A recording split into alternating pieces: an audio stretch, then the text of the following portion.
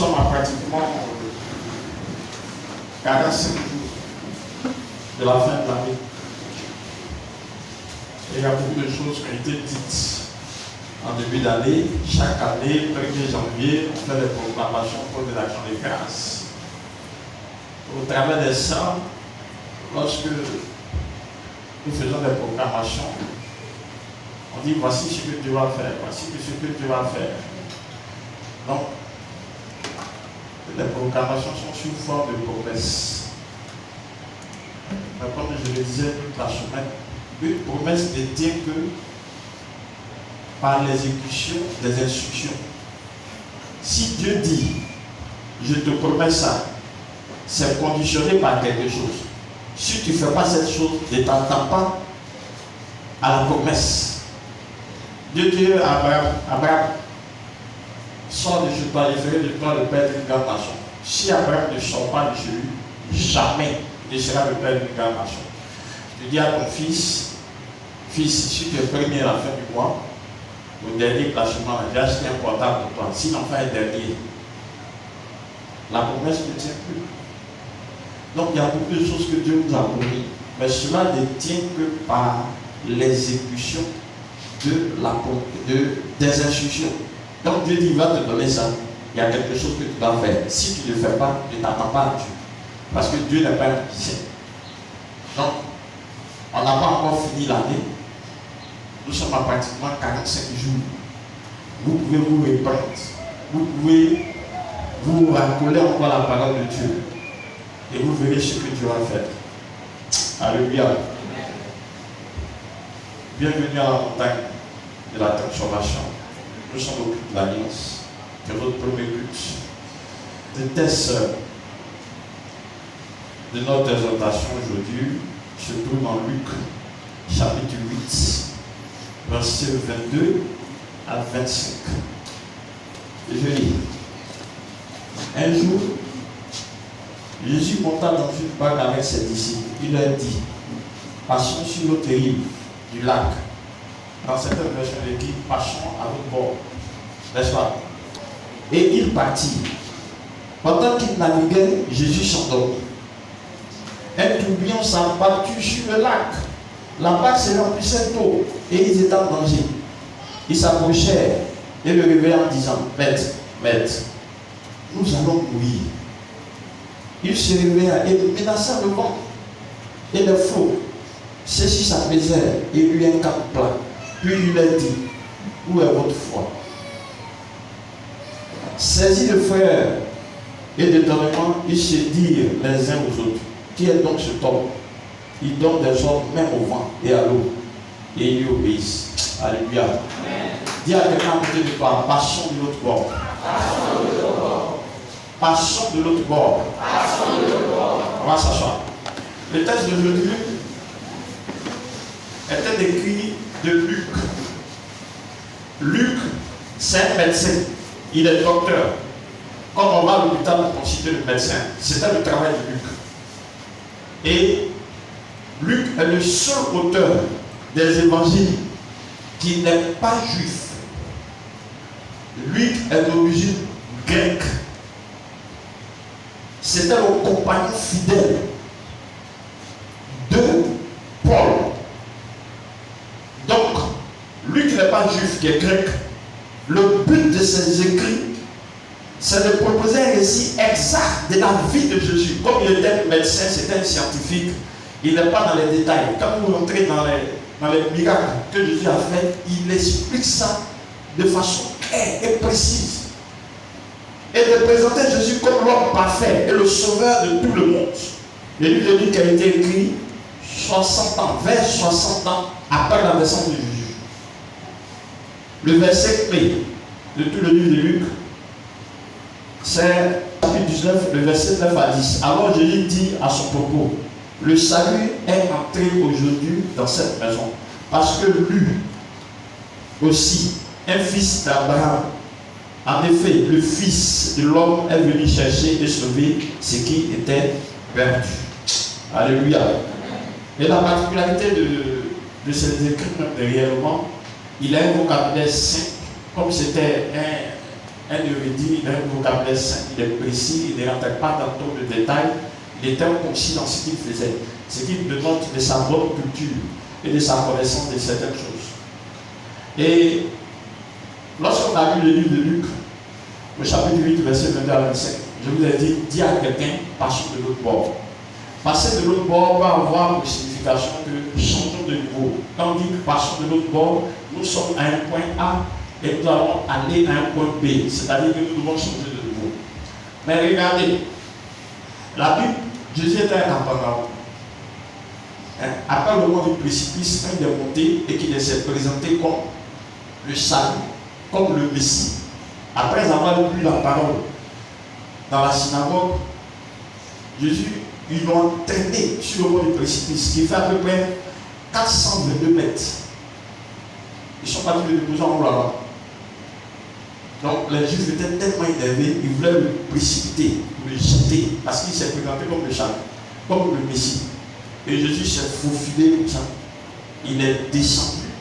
Quand il est descendu, il est parti à Capernaum. La Capernaum, c'est la ville de Pierre. Donc c'est là qu'était le QG de Jésus. Il a passé à peu près 3 ans là, arrivé à Capernaum. Pierre a cédé la maison de sa belle-mère à Jésus. Jésus est resté là. Et Pierre a récupéré sa belle-mère. Il vivait avec sa belle-mère et sa femme. Jusqu'à ce que Jésus aille à Jérusalem pour guérir. Donc, cette situation se passe, on dit le lac Tibériade, ou bien la mer Tibériade. C'est très large. La largeur de ce lac a fait à peu près 8 km. Donc, quand on lui dit que Jésus a marché sur l'eau, c'est sur cette eau-là, et puis on te dit il s'est retrouvé au milieu, c'est pas quelque part. Il a marché des kilomètres sur l'eau. Et il s'est retrouvé au milieu, la barque était au milieu de l'eau. Et puis Jésus a commencé à partir. Mais ça, ce n'est pas le sujet. La Bible dit que Jésus était avec ses disciples et puis il dit passons de l'autre bord. C'est une manière de dire changeons de nouveau. Quand il était avec ses disciples, il a vous dit quelque chose. Il y a certaines personnes qui ont pris cette bonne décision. Ils ont regardé, ils ont dit non. On va partir avec Jésus. Ce n'est pas tout le monde qui est parti. Ils ont dit on va partir avec Jésus. Donc, parmi ses disciples, il y a d'autres qui sont montés dans la barque avec Jésus. Quand ils sont montés dans la barque de Jésus, il y a d'autres qui se sont retournés parce qu'ils avaient quelque chose à faire. Donc il va te dire quelque chose. Toi qui es embarqué dans la même barque avec Jésus, tu as pris la bonne décision. Tu es là où tu dois être parce que tu es là avec le Messie. Mais quand Jésus leur disait, passons de l'autre bord, qu'est-ce qui a fait que certaines personnes sont parties? Parce que la présence de Jésus rassure. Ça rassure, ça réconforte. On sait que c'est Dieu qui est là. Il fait des miracles. Il peut tout faire. Donc avoir Jésus dans sa barque, si le Dieu n'a pas été là, qu'il y avait Pierre, ou bien certaines personnes qui disaient que, comme on est nombreux, on n'a qu'à prendre les bateaux là. Parce que Jésus a dit de passer de l'autre bord, moi j'avais m'arranger pour être dans la même barque que Jésus. Pourquoi? Parce que je sais que c'est un faiseur de miracles. Quel que soit ce qui se passe, il a marché sur l'eau, il a réveillé les morts, il peut me réveiller. Donc ceux qui étaient embarqués dans le même bateau que Jésus, ils avaient cette assurance. La présence de Jésus réconforte. Mais quand Jésus leur disait, passons de l'autre côté, montons dans la barque, ce qu'il n'avait pas prévu, Jésus ne leur a jamais dit qu'il n'allait jamais avoir des tempêtes, même si lui il est dedans.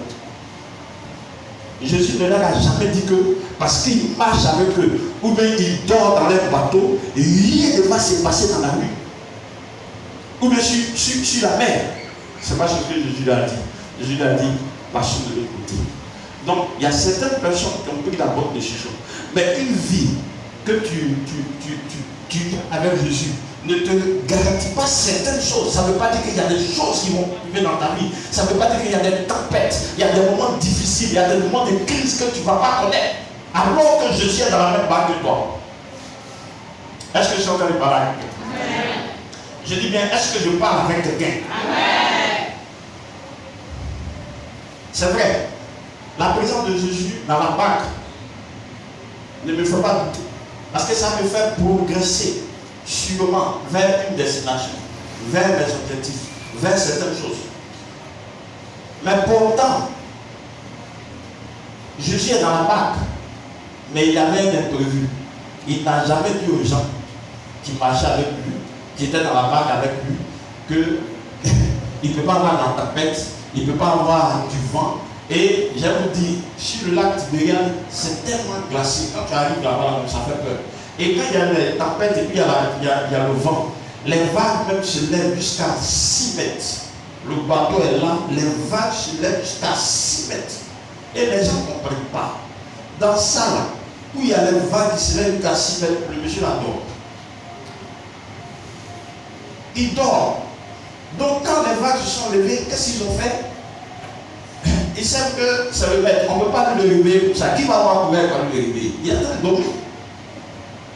Il a travaillé, il a exercé le ministère. Donc quand il y a une petite occasion, il a commencé à dormir. Donc les gens ne veulent pas le lever. Qu'est-ce qu'ils ont commencé à faire? Ils ont commencé à crier. S'il y avait des bêtises, hey, encore d'abord, yeah! Ils ont fait. S'il y avait des douleurs, oh! Ils ont fait. S'il y avait des yambas, ils ont fait. S'il y avait des solutions, ils ont fait. En criant comme ça, ils ont trouvé que Jésus va se réveiller. Jésus continue à dormir. Pour son cœur, papa, il sait qui il est. Son cœur, papa. Donc, arrivé un moment, ils ont crié jusqu'à. Là, on commence à faire mal. Ils sont partis. Il est sur le côté du bateau. On dit il y a vague, il y a tempête. Et réellement, peut-être l'eau même en train de. Il vient, il touche Jésus. Maître, on est en train de mourir. Et puis tu dors. Comme quelqu'un te dit, mais je suis même, j'ai les pieds du sang, je ne comprends pas. J'ai tout fait. On dirait qu'il ne me voit pas. J'ai fait tout ce que je dois faire. Mon Dieu ne me voit pas. Mon Dieu ne m'entend pas. On t'a dit que tu as sommeil. Ou bien il était parti en voyage. Seigneur Jésus, où tu es? On t'a dit Jésus est parti en voyage. Il a pris ses bagages, il est parti où? Il est là. C'est pas quand tu as crié fort. C'est pas ça qu'il a réveillé. Les gens n'étaient pas à 5 mètres de lui. Ils n'étaient pas à 10 mètres de lui. Ce sont les petits bateaux. Monsieur l'a dormi. Ils ont crié quand il dormait. Donc ce que je veux dire, on dit le vent se lève, il y a une tempête. Dans ta vie, même si tu marches avec Jésus, même si tu mènes une vie de sanctification, il peut arriver des moments où il peut y avoir des tempêtes dans ta vie. Il peut arriver des moments où le vent peut se lever dans ta vie. Mais cela ne veut pas dire que tu as péché. Si ça n'est pas dit que tu as péché, et que tu marches avec Jésus, parce que Jésus est dans ta barque, et qu'il permet ces gens, c'est pourquoi il le permet. Quand Jésus s'est levé, il a menacé le vent. Il n'a rien dit, il a regardé les gens. Il dit, mais où est votre foi? Une manière de dire, votre foi là-même, c'est basé sur quoi? C'est ce qu'il a dit, il dit, votre foi là, c'est basé sur quoi? Parce que quand tu dois analyser, au lieu de 4 h du matin, quand tu analysais, quand Jésus dit, ta foi là, c'est basé sur quoi? Comment tu comprends? Dis-moi quelque chose. Ta foi est basée sur quoi? Sur le Seigneur. Le Seigneur t'a dit quoi? C'est pas ce que Jésus a dit à ceux qui montaient dans la barque. Quand il partait avec eux, il dit passons de l'autre bord. Est-ce qu'il t'a dit il y a des prêts pour aller mourir? Est-ce que c'est ce qu'il leur a dit? Donc il dit où est votre foi? Avant de vous prendre pour vous mettre dans le bateau là, qu'est-ce que je vous ai dit? Je vous ai dit qu'on va passer de l'autre bord. Est-ce que moi je vous ai dit de vous prendre pour aller vous tuer au milieu de l'eau? Est-ce que c'est ce que je dis? Donc la question quand il parle, où est passée votre foi? C'est de ça qu'il attend de parler. Quand je t'ai pris, et puis il a dit de passer, de venir monter dans le bateau, qu'est-ce que je t'ai dit? Il t'a dit passons de l'autre bord. Est-ce que moi je t'ai dit de venir, on va le mourir? Qu'est-ce que Dieu t'a dit? Parce que souvent c'est ce qui se passe. Quand il y a des choses qui arrivent, non, qu'est-ce que Dieu t'a dit? La foi vient de ce qu'on entend. Et ce qu'on entend vient de la parole de Dieu. Qu'est-ce que Jésus leur a dit? Il dit passons de l'autre bord. Il n'a pas dit allons voir le mourir. Parce que même s'il est venu pour mourir, ce n'est pas dans l'eau. Dans l'eau là, ça ne s'en pas. Est-ce que je suis en train de parler à quelqu'un? Sur quoi est basée la foi vient de ce qu'on entend. Il y a la Bible qui est là. Toute la Bible, c'est la parole de Dieu. Mais qu'est-ce que Dieu t'a dit? Quand il va y avoir des tempêtes, quand il va y avoir certaines choses, qu'est-ce que Dieu t'a dit? Dieu t'a dit de venir bâtir mourir. Est-ce que je suis en train de parler à quelqu'un? Sérieusement, est-ce que je parle à quelqu'un?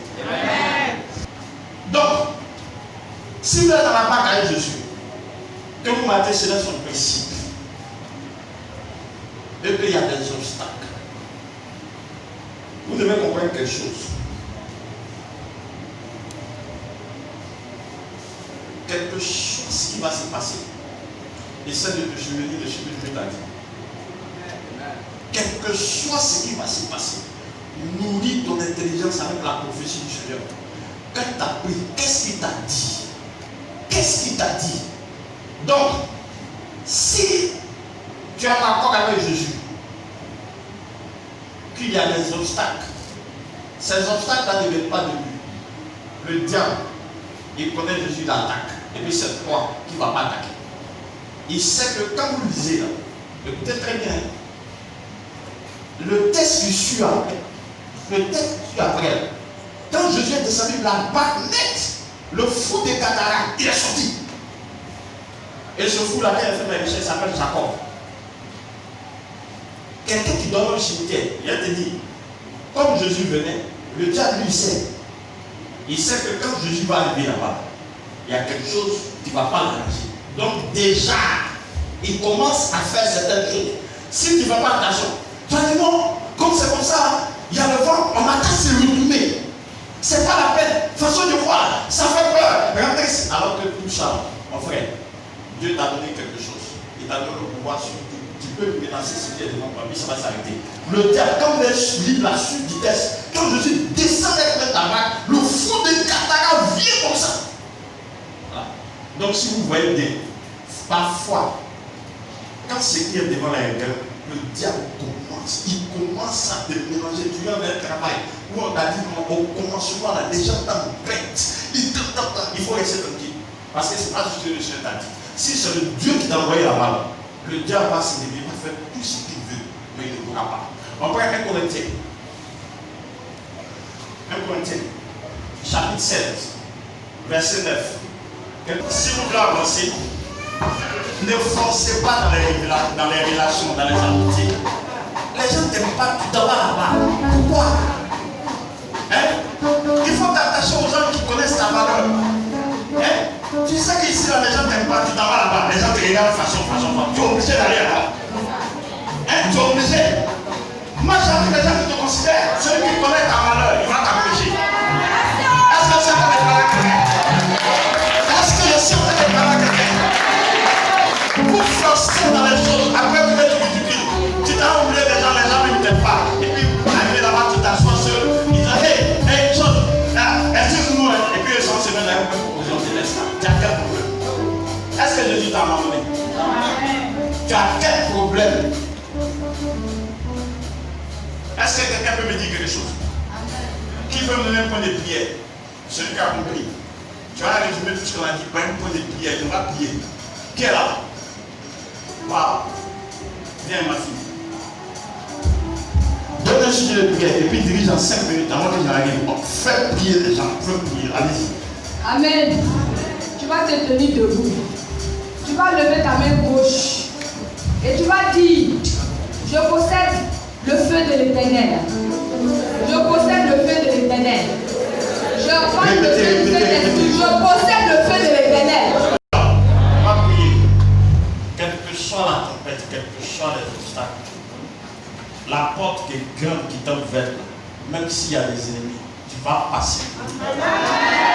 C'est le Seigneur qui te rassure. Où est votre foi? Qu'est-ce que le Seigneur t'a dit? Est-ce que le Seigneur t'a dit vous allez partir pour nous? Si je lui disais, venez, suivez-moi, on va le mourir. Qui va partir? Qui n'a pas peur d'abord? Qui va partir? Est-ce que je suis en train de parler à quelqu'un? Je passerai de l'autre bord. Dis, je passerai de l'autre bord. Je t'entends pas, vous ne parlez pas avec assurance, c'est ça? Quand tu commences à opérer dans une autre dimension, déjà on dit que tu fais mal. Que tu es devenu tout. C'est comme ça, ça se passe. Ça ne veut pas ça te faire quelque chose. C'est comme ça. Quand tu parles et tu parles avec assurance. Tu viens de comprendre que rien ne pourra t'arrêter. Rien. Qu'est-ce qui peut t'arrêter? Rien. La tempête est venue, Jésus n'a pas parlé. La tempête est partie. C'est parti, ça va partir.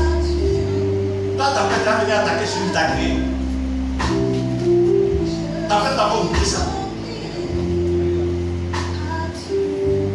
Il dit, parle avec assurance. C'est des paroles de proclamation que je te bénisse. Il y a des choses que tu dois réaliser en 45 minutes. Ça va se faire.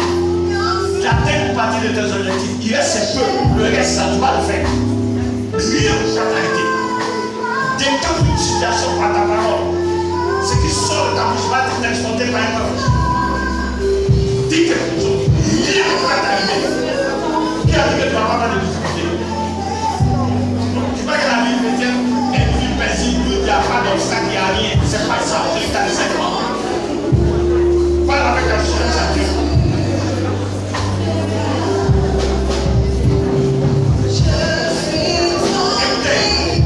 Écoutez, regardez-moi. Quand il dit des paroles avec assurance à Dieu, ne fermez pas les yeux. Moi, je ne demande pas de fermer les yeux. Il faut parler comme si le diable est devant toi. Puis toi aussi, tu attends de le. Il faut le menacer. Et fais comme. Quand tu fais les yeux pour voir, fais comme. Si tu ne vois pas, il faut le communiquer. Il faut venir devant moi. Au nom de Jésus. Il faut t'insister de la route. Il faut lui parler. Allez-y, ne fermez pas les yeux. Parlez-lui comme tu parles à quelqu'un qui n'est pas toi. Quand on a des prières, on dit le feu. Est-ce que tu vois le feu là? Tu vois la personne qui te voit le feu.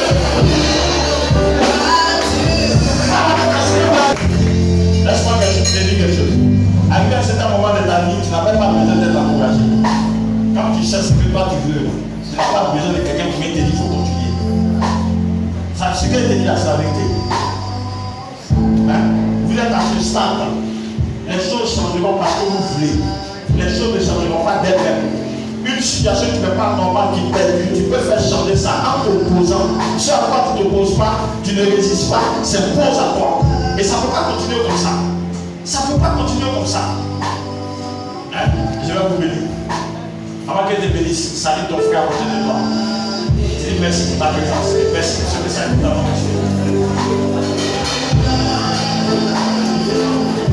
Sois joyeux, tu vas avoir quelque chose.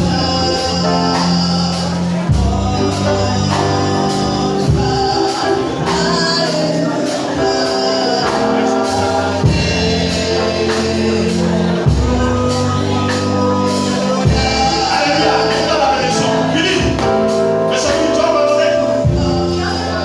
Pourquoi? Mais pourquoi tu ne vas pas m'amener? Ce que tu attends de faire là, ça gagne ta destinée, ça gagne la destinée des enfants de tes enfants. Et puis tu vas m'amener. Jamais. Toute montagne sera aplanie. Toute montagne se déplacera par la foi. Et puis en réalité, il n'y a même pas de montagne. La montagne là, ça est dans ton esprit. C'est dur, c'est beau. Comment il a fait? C'est toi qui mets la montagne là. Est-ce que c'est notre débat quelqu'un? Je vous bénis ce matin. Allez dans la paix du Christ et impactez le monde. Tous ceux qui sont les gens de l'impossibilité, fuyez-les. Et ne laissez personne épuiser votre assurance. Que Dieu vous bénisse. Amen. Ni par force, ni par puissance, mais par ton esprit. Envoie ton esprit. Ni par force, ni par puissance, mais par ton esprit. Envoie ton esprit.